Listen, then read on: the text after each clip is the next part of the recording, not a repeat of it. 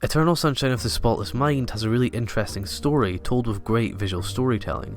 It's a movie that's told in a very messy way. It doesn't really want to feel organised, it wants to make the viewer think. The premise is an interesting one. It's about a scientist who finds a way to delete certain things from people's minds. But don't worry, this isn't a cheesy sci-fi movie.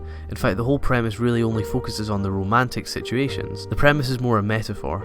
It's there to let the viewer think, to see a situation once, and then again for a completely new lens. How would we as humans function if we knew deeper and darker thoughts of our peers? The story really gets good as it progresses, or should I say as it falls apart. It's certainly not a concept that will be held as a realistic look into the future, but it certainly opened up a new way to approach the romance genre. The characters were very interesting.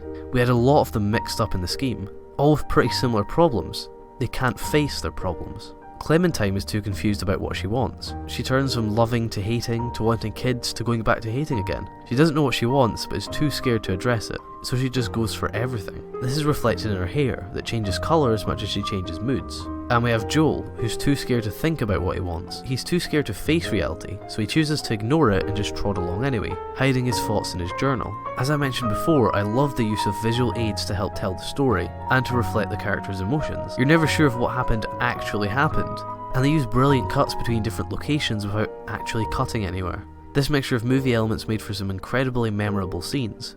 As much as I love the cinematography and choice of locations, I felt as if it wouldn't hurt them to have been a bit more ambitious. Sometimes the apartments and office buildings got a bit tedious. I would have loved them to be a bit more adventurous with more locations like the beach. It's really just a movie about thinking. It's asking the viewer to think about more things than they currently are. Who knows, you could discover something brand new.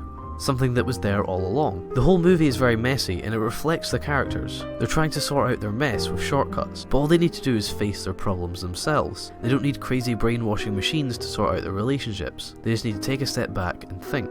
This is certainly not the best of its kind. It had many really interesting elements that make it a great movie, but there were some aspects that felt a little lackluster.